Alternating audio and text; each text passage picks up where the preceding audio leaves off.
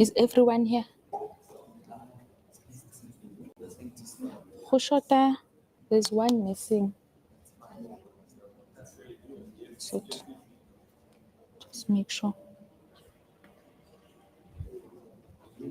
Kingsley, I need Kingsley. I just need him to confirm, which of the speakers are here.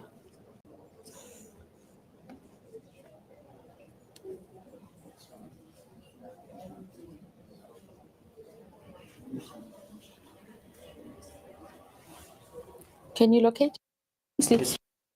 Ke bo mang ba ba siyong? Bona nkare hayo. NYDA mara ba fihla manje. So must we start? Okay, the council. Ke sa fitlhile. Okay, shebane. I under uteng ke lele ke.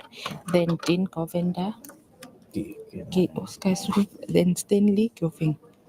Stanley ke ole ka mamorao ka Captain Blue. Ka mamorao ka the red. Beautiful. Then Tutu kena siyong. Yes. Then make okay, cool.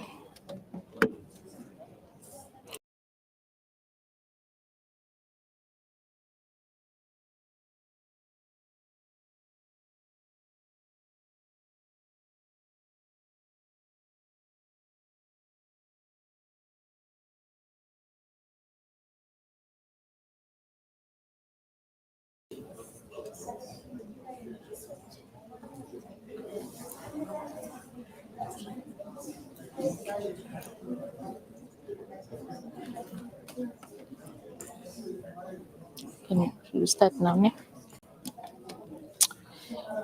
Good morning. Good morning, everyone.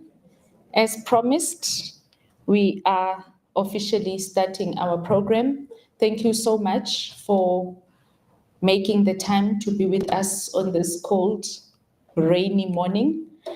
And we appreciate your presence. And my name is Nanu Motibi. I'm from the Gauteng Film Commission, also known as the GFC. And I'm not going to go too much into detail as to why we are here today, because we have plenty of people that are going to assist us with that. All I will say is that we are happy to have you here in this proud venue of our national provincial archives. And for those of us who don't know, this is the headquarters of the provincial archives. We are in Mogale City in Kagiso, and it's one of the townships that I grew up in, so I'm very proud to be here. We request that our phones be off or on silent, but most preferably on silent. If you're on silent, you can follow us on Gauteng Film Commission, so you can join the live stream and you can share the live stream with those who would have liked to be with us, but they couldn't be with us, maybe at home, maybe they didn't get the information. Just go into the live stream and maybe record, because this information, you're going to need it come application time. We are on Gauteng Film. That's on Instagram. We are live on Instagram as Gauteng Film. We are live on Facebook, Gauteng Film Commission.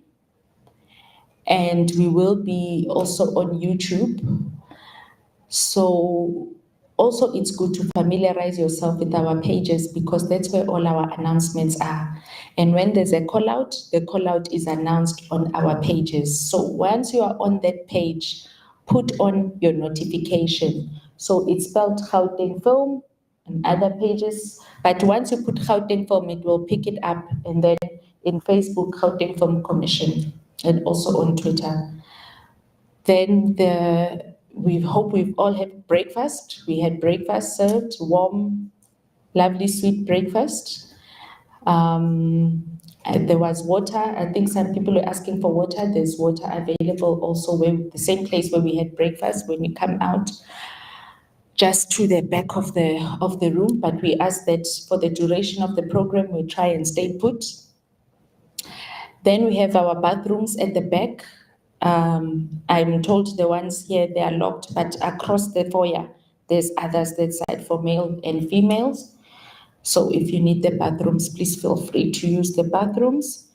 And at this point, I'd like to welcome call up on our hosts and speakers who are going to be hosting us today so that we can officially start this beautiful day. But for now, I'd ask you to all give yourselves a hand for making it here today. Yeah. I hope you've all registered. If you haven't registered, please just raise your hand or during lunchtime, go to the registration desk where you fill in your details so that when we have communication, we can also communicate with you. You can be on our database. I'd like to call on stage our host, our leader, and the person who's made sure that today is possible, our CEO, Ms. Kitumetse Lebaga. If you can please come up the stage and occupy the seat so that you can be ready for gracing our day. Please give her a warm hand, everyone.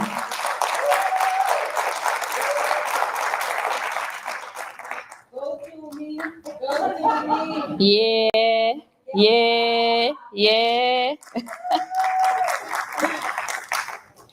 And as you know,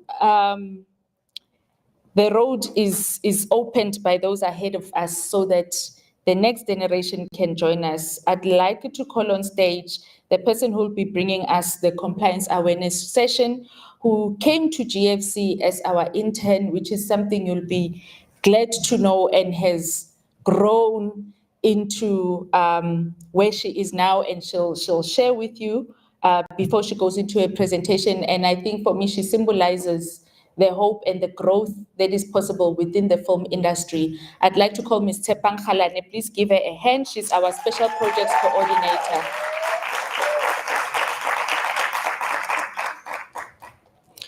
And of course, you know that we cannot exist as an industry on our own because we are not an island.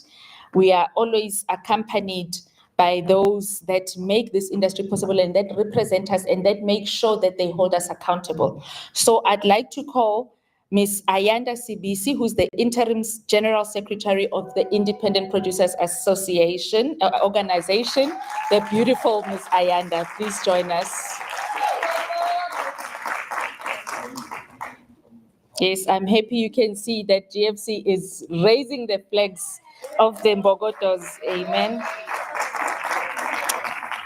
Then the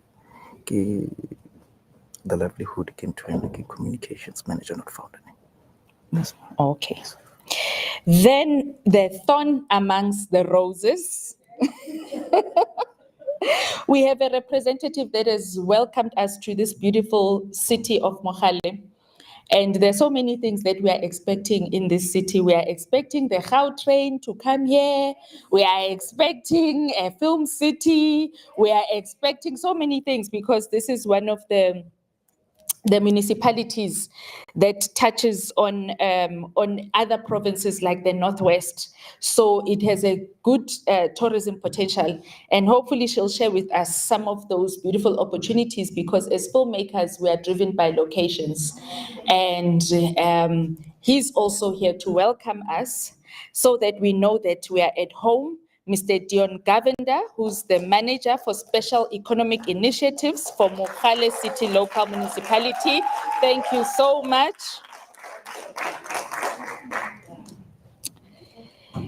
We then have another thorn amongst the roses, who is an MPO for Livelihood Horizon. And I think we all know that we cannot survive without the civil society and the NPOs that make so many of our things possible. They are holding the fort and holding us also accountable. Mr. Stanley Mollison, please join us on stage.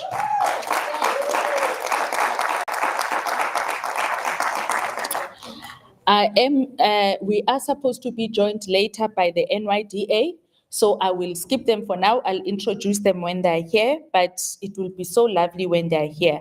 And then once our day is, you've arrived. Okay, beautiful. Thank you so much. The NYDA has joined us, which is just amazing. Thank you so, so much. If we can please be joined on stage by the National Youth Development Agency, NYDA, Ms. Dudu Shongwe, who is a center manager. Please give her a warm hand.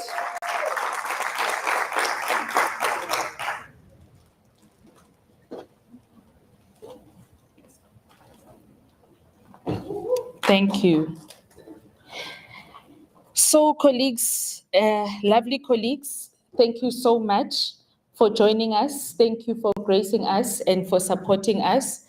And we are not alone. Our CEO is not alone. She's accompanied by her executive of Partnership Industry Support Program, Mr. Meg Mohoba, who's the PISP executive. Please give him a warm hand as he joins us on stage. If you can please just get up so they can see you, so that they know. So that's the person who you need to impress, because that's where your applications go. So without further ado, I'd like to please welcome our CEO to welcome us with the opening remarks. Please give her a warm hand.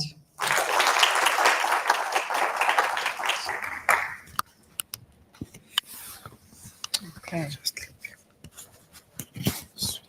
Wonderful. Thank you so much, Nano, and good morning.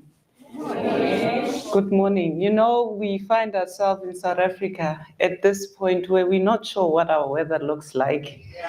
You know, it's like we are adopting the Cape Town or European weather. It's quite strange to get used to.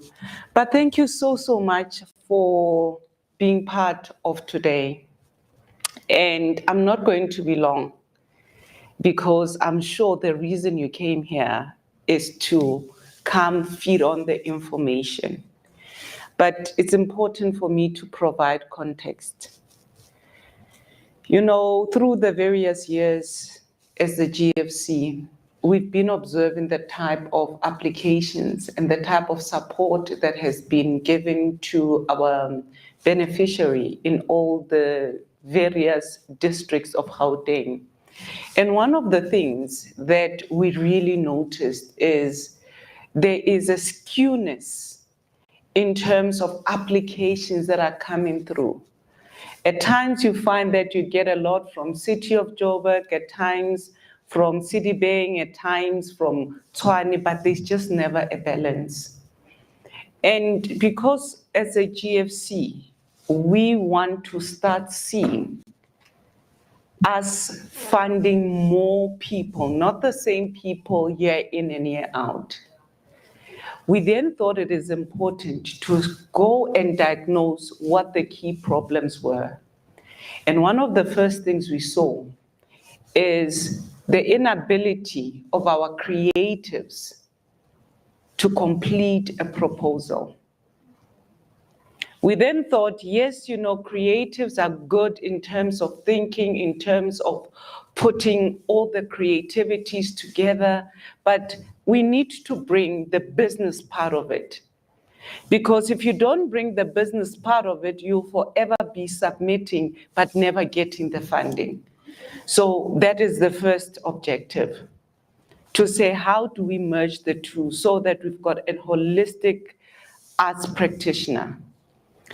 The second objective, when we looked into our applications again, from, let's say, 100%, 70% of our applicants were declined, which means that they remain at stage 1, they never get to stage 2. So only a small handful of applicants go to stage 2.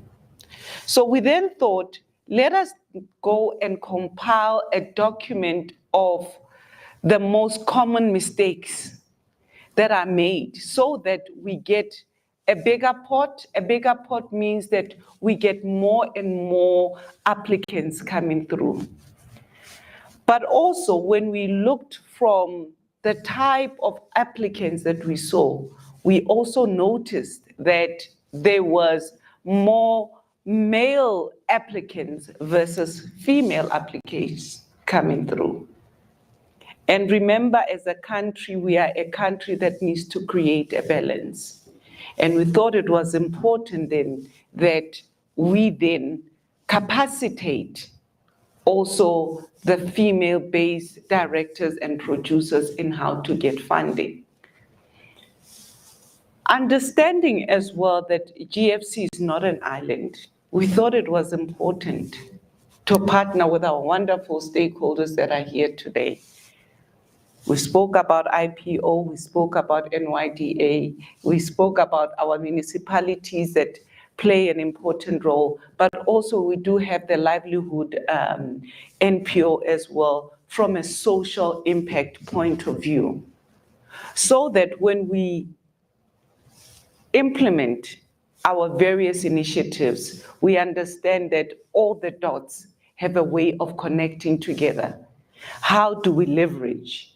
And we're also very cognizant that as a GFC, given our budget limitations, we are unable to meet all the needs.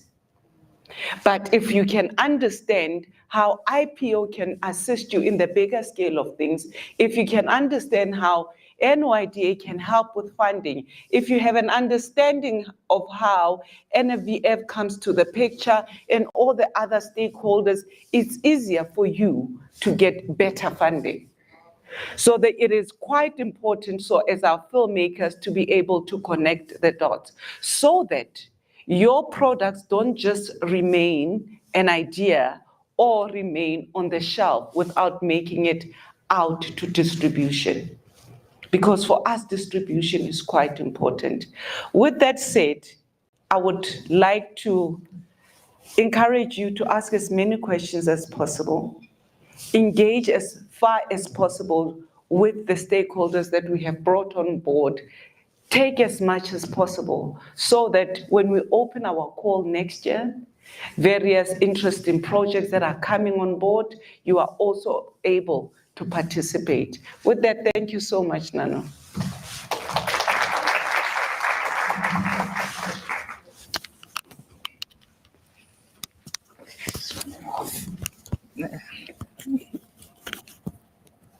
Thank you, CEO. I hope you took notes and I hope you are ready with your pen and paper because we're going straight into the business of the day.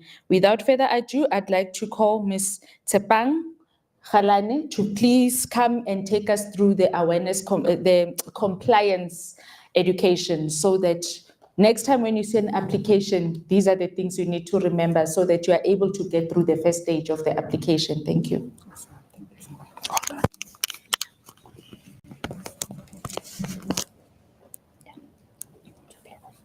Oh, no, I'm going to use this one as well.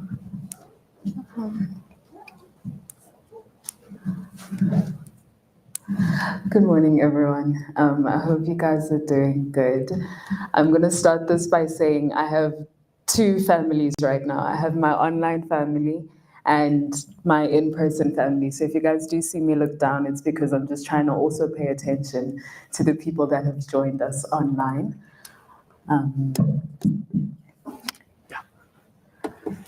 Okay, perfect. So I think to start us off, I'm going to take everyone through what the application process looks like at the GFC so that we sort of understand the path that our applications go through.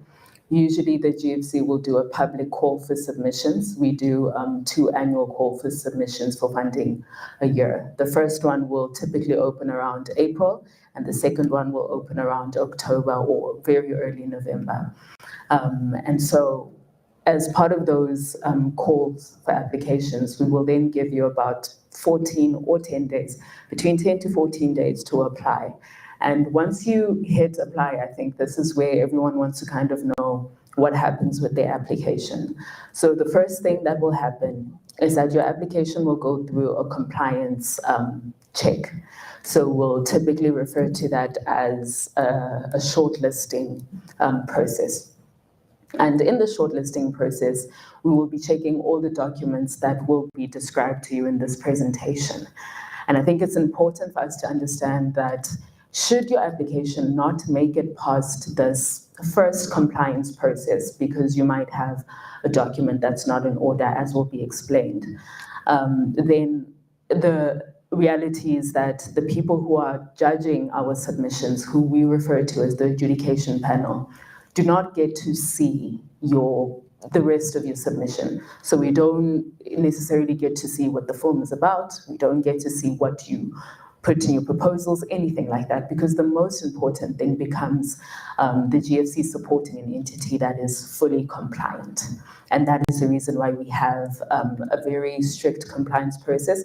But it's also the reason why we come here to share this compliance process with you, because it's not meant to make funding difficult to access. It's also not meant to make you feel like this is a very long-winded process. It's simply so that we are supporting entities that we can one day reflect on and really use to back up the credibility of the film industry, which I think as filmmakers is important to all of us.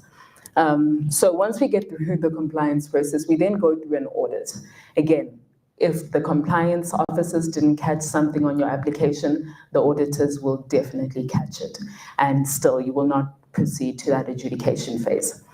And then after the audit, we go into the adjudication process. And typically what happens here is that your applications are judged on the same criteria that is provided to you in our opening of the call.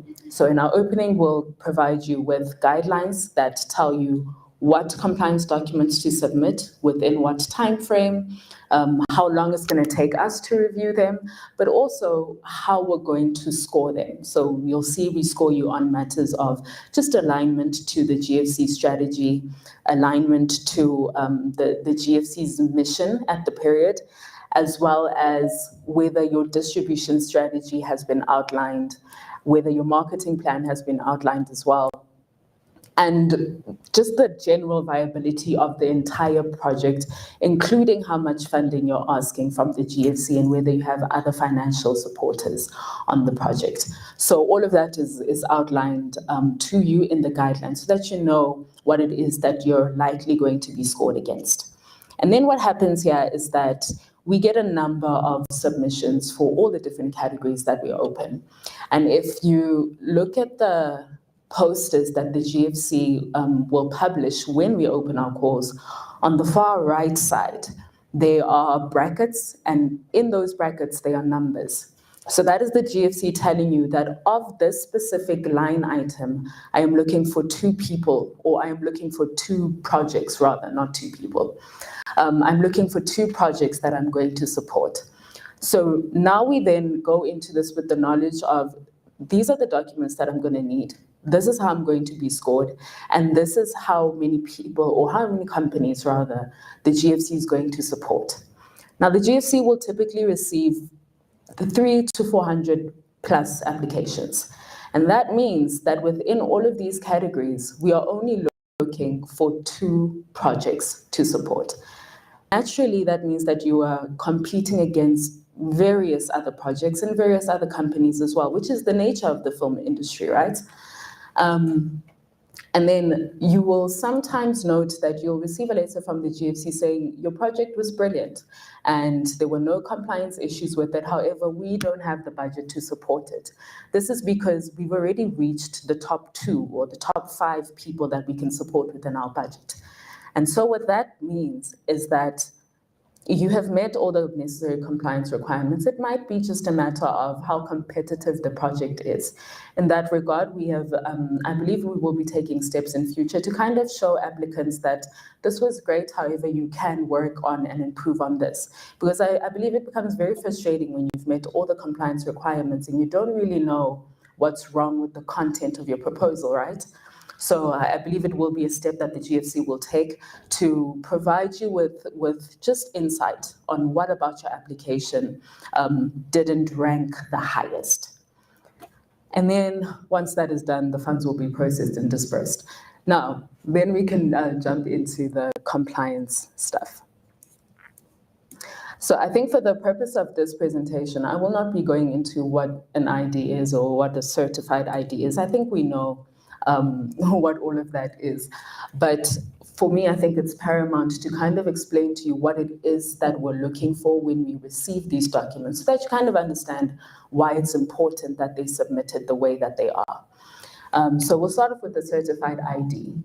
When you make an application, you will realize that it does ask you to upload a certified ID within 3 months. This is really just to confirm that you are indeed the owner of this company that you're making the application under. And later on, I hope we can all kind of move together, but also in the application, we ask for the CIPC. So these are two documents that go together. If you are the listed director on the CIPC, it would make sense, right, to submit your certified ID. However, there are cases where you are a project manager or a program director and you are the one that's responsible for submitting that application. And that is completely fine. But since you are submitting the application under a certain company, it then becomes important for you to obtain the ID of the director, because we are trying to validate that the director is indeed aware of this application and did indeed authorize this application. Further to that, we will request a tax clearance certificate. This is to ensure that your company is in good standing with regards to tax payment. This typically comes with a PIN. So the validity of the PIN is what we would be checking at early compliance stages. So usually they'll give you a PIN at the bottom of this blue table that they have, and we will check whether the PIN is valid. Most of the time, the PIN will be valid, but it will just be a matter of a missed tax payment or a missed filing date or something along those lines. Applicants are not penalized for that sort of occurrence. If your PIN is valid, we do give you the necessary period to consult with SARS and fix that, and you have the opportunity to check back in with us and say, hey, I've addressed my tax compliance status, please check for me, and we will then give you that opportunity to address all tax matters. But what is most important with the tax clearance certificate is that the PIN is indeed valid.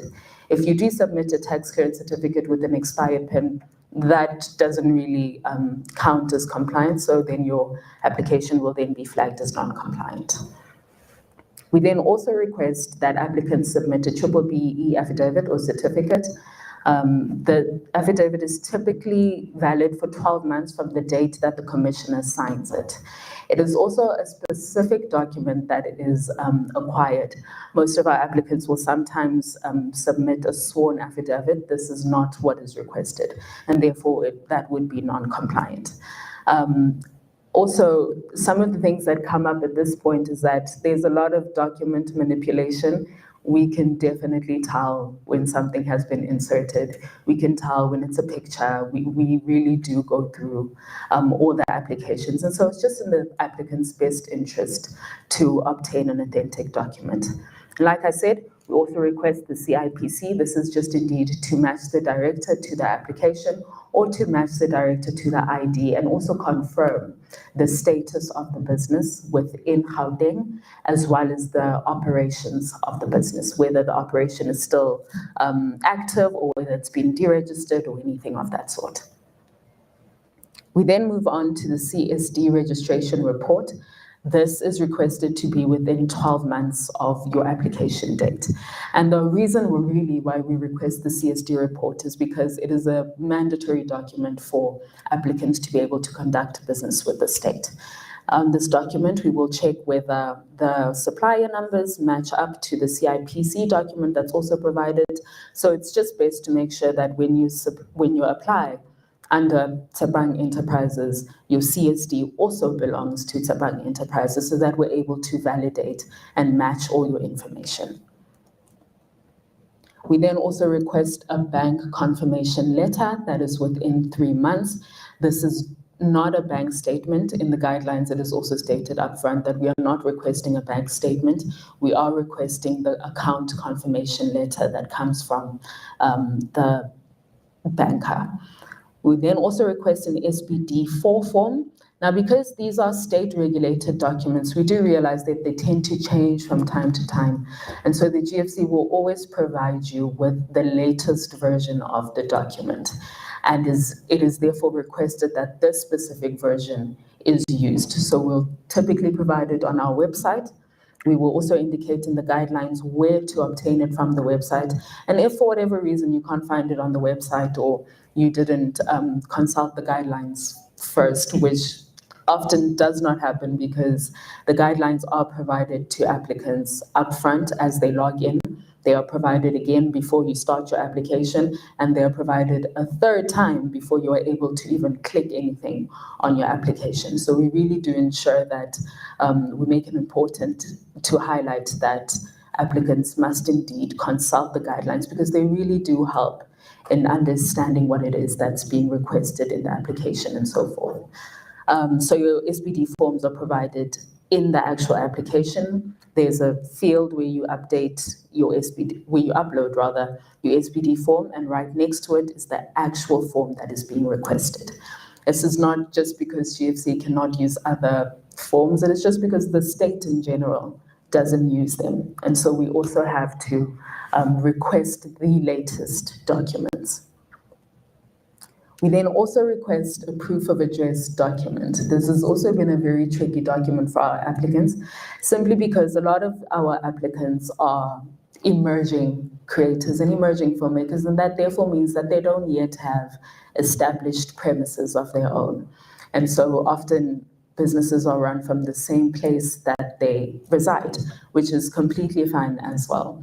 But because I'm requesting for your enterprise document, it therefore becomes important to indicate that, yes, I operate from the same place that I stay. And how you do this is that you obtain a sworn affidavit and you attach your personal proof of address. So your affidavit will say, my name is Tabang, this is my ID, and I operate from this address. And I will also attach the proof of address, and those two documents will go together so that you are confirming for me that I am the director, this is where I stay, and my company is here.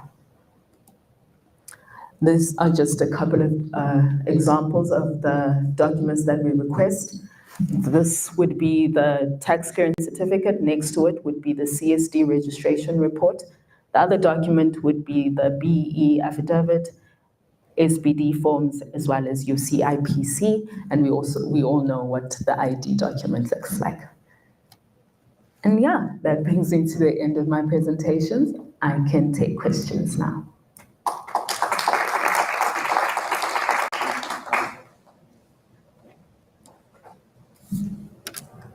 Okay.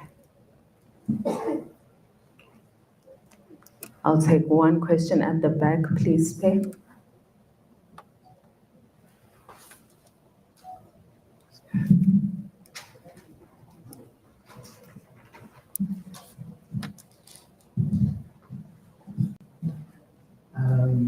Hi, everyone. So I have a quick question, right?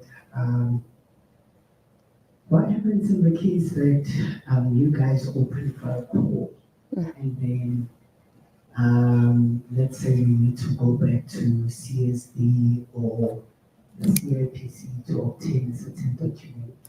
Because I realized during your funding call, I think the CSD platform was like down for quite some time, and then on Monday, or on the closing date, actually, I think around the later stage, that's when they opened the website.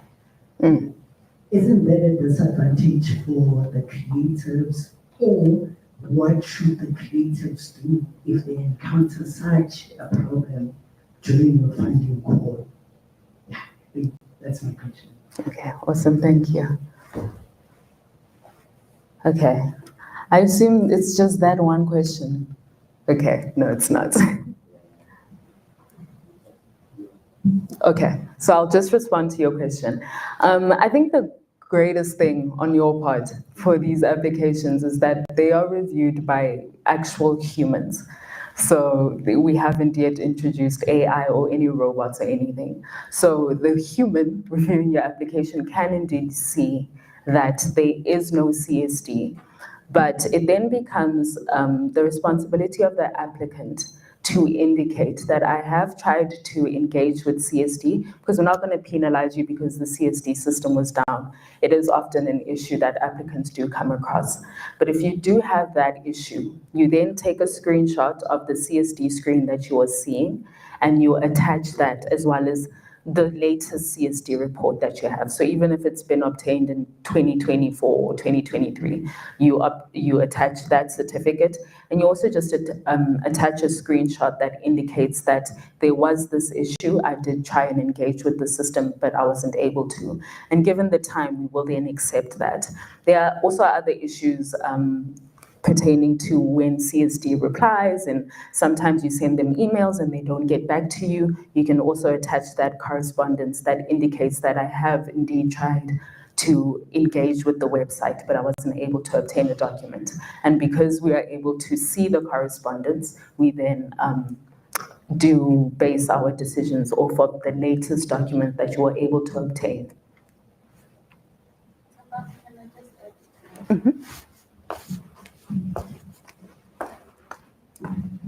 I think another important element is, as us practitioners, let's treat ourselves as businesses. It's important, it's your responsibility to make sure that your taxes are up to date, your CSDs are up to date. Because we are guided by Treasury regulations.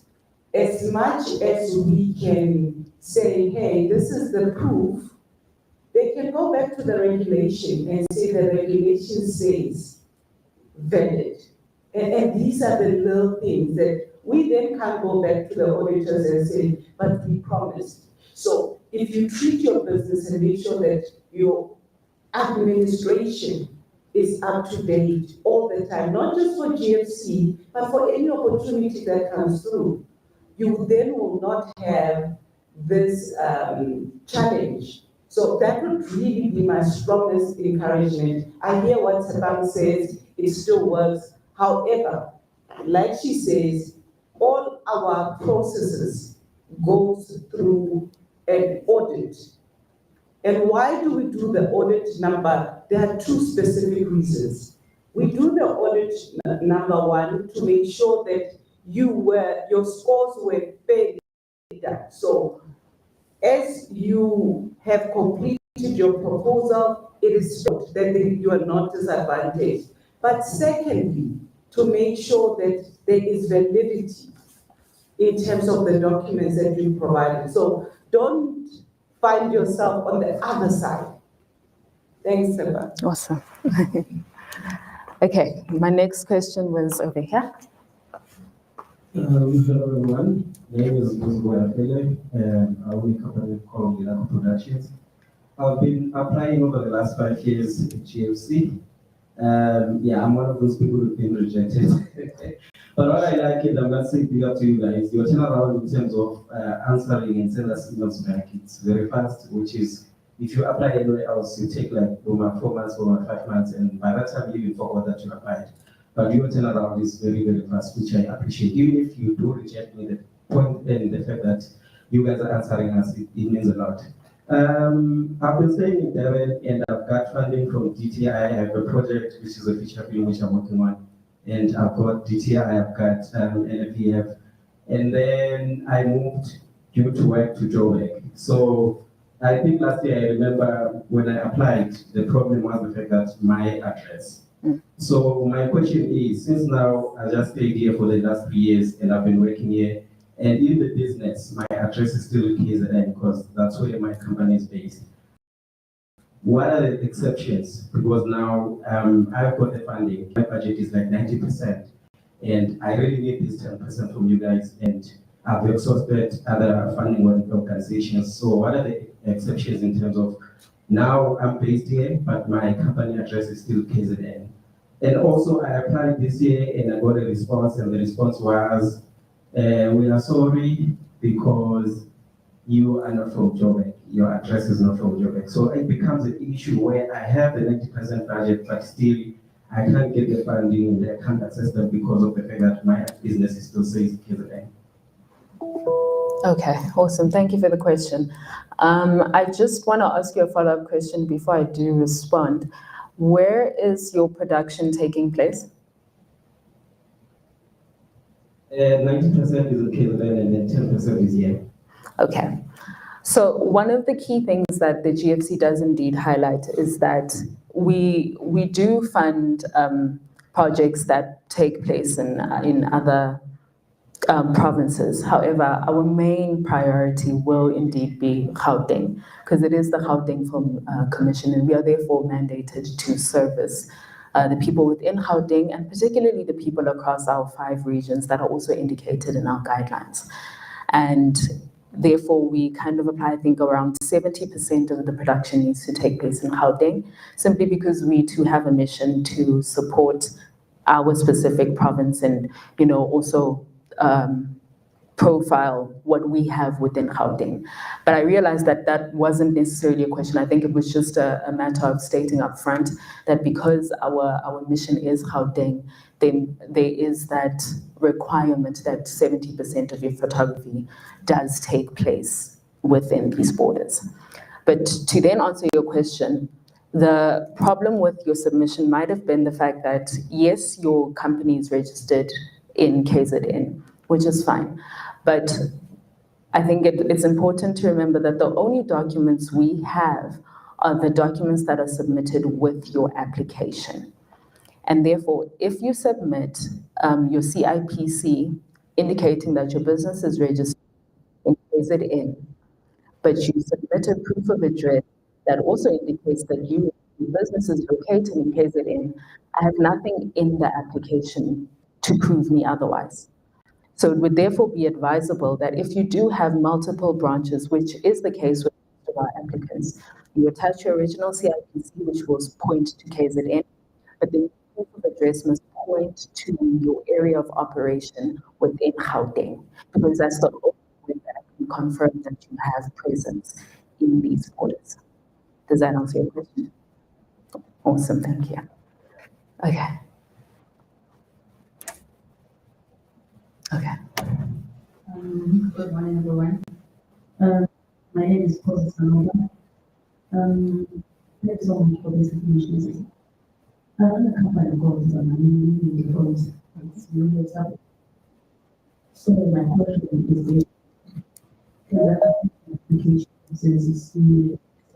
is in 4 months ago. Also, apply my confirmation. So I took a picture and then in PDF. So I told the result and see what if I did not give proof of, so I did not establish. I stay in this position. I work already. Thank you so much. Cool. I'll take a question on a newly established business, and then we'll circle back to the matter. I think one of the best things rather about the GFC is that our mission is to support emerging filmmakers, and it therefore says something to us as well when we do see emerging filmmakers come forward to the GFC for funding, because it means that we are indeed opening the doors of the industry, and because it is our heart's mission as well to support emerging filmmakers, there is no reason why the GFC would turn you back. All you would need is an account confirmation. You would need CIPC documents, everything that was indicated in the presentation. And there's no reason why a newly established business shouldn't have those things. And therefore, if you come with those documents and everything is sorted out, we really don't look at how long you've been operating, especially because we have different tiers of support. So we'll support tier 1 filmmakers, who are your big established ones. We'll support tier 2 filmmakers, who are the ones that have typically made between 3 to 5 films. And then we'll support tier 3 filmmakers, who are new entrants into the industry. And we have specific categories that provide that kind of support. We have categories under production that is specifically allocated to emerging filmmakers. So you'll see when you apply for that, the budget is all for emerging filmmakers. We don't even include the tier 1s and 2s. And we also have enterprise development in the case that your business might need resources such as a laptop, editing software, printers, anything like that. So we also have enterprise development for that sort of support. We also provide your principal equipment that's going to be needed for shooting, such as your cameras, your tripod, lights. We recently included drones as well because we know that the industry is moving and we therefore like to move along with the industry. And then I think one of my favorite projects is also having an incubation program that says, because you are new into the industry, if you are not yet ready to establish a business of your own, we're happy to pair you with other established businesses who will kind of show you the ropes. And at the end of this incubation program, we will hope that you would have gotten all the information that you need to establish a venture of your own. So there's support across the board at GFC, and there's no reason why a newly established business can't get support from the GFC. And then the next question about address. Oh, the bank letter.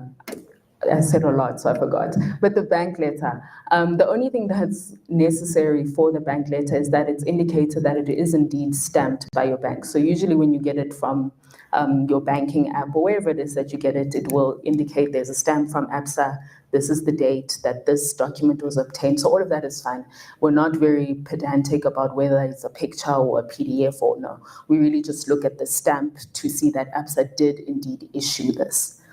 And then the last question was with regards to the affidavit and the proof of address. So yes, you can obtain a proof of address from your municipality, but typically the municipality would issue this to you specifically. So they'll say, Tsebang Balani stays here, this is her ID number, this is where she stays. You take that document and then you go to the police station to obtain an affidavit that you will sign and say, this is where I stay. It is also where my business, Tsebang Pty Ltd, operates. Then that's sufficient.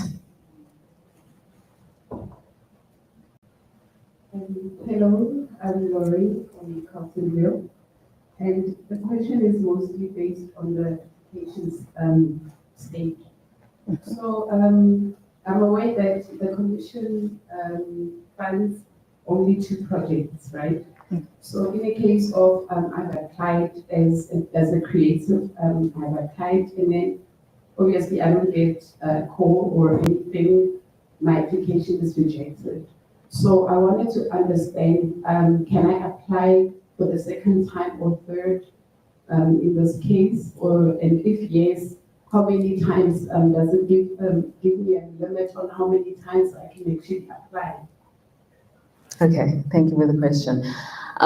So we typically encourage that applicants really do match their project to as many applicable categories as possible, in line with the tiers and also in line with what it is that you're going to be able to produce at the end of the day. And because we have so many different categories, it then becomes possible for an applicant to kind of submit within those different categories because you already know that you're competing with 100 other people. The only limit I would say that's on that is that we don't typically allow more than 3 applications within a single funding call. So because we have 2 funding calls, you can apply 3 times the first funding call, and you can apply 3 times the next funding call, as long as you do indeed ensure that your submission aligns to the deliverables that are part of the category you're submitting for, and you're also aligned in terms of the tiers that that specific category supports. So I think the essence is that you are able to make more than 1 application, up to 3 applications, and you are also allowed to apply in both funding calls. The best thing about that is that the people who are supported in the first funding call aren't supported again in the second funding call. So then that means that there is a space that opens up in the next funding call.